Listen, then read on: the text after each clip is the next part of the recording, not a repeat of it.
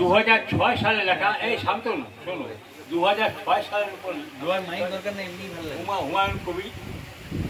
তো আমি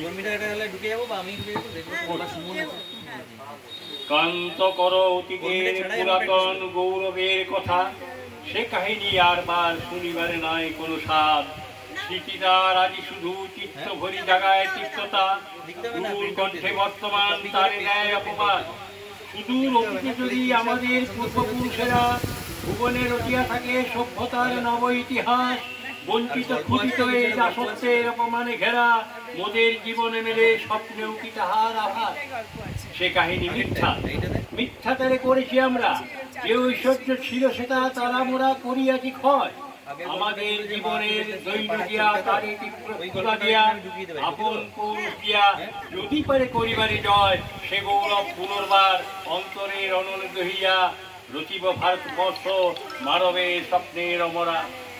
শুনিনু নিদ্রার ঘরে অযোধ্যার রাত, ফেরিলাম স্বর্ণপুরী। পথে পথে তার শত শত নরনারী কাঁদে অবিরাম, আত্মকণ্ঠে নহতলে ওঠে হাহাকার। তরুণ দেবতা সম কিশোর কুমার যৌবনে সন্ন্যাসী সাজিয়ে চলিয়াছে বনে। সীতার বিরহ ভয়ে পুরী অন্ধকার, গগন শশিয়া উঠে নিরুদ্ধ কন্দরে। চমকি উঠিল জাগি তপ্ত নিধাগের মূর্ছিত ভুবন ভরি রৌদ্রানল জলে। স্টেশন আঙ্গনে রাখে দৃষ্টাতুর স্বরে অযোধ্যার নাম। ধূসর ধুলির পরে বসে আছে বানরের দল, দূরে ফলে সূর্যালোকে স্বর্ণচূড়া ভগ্ন মন্দিরে।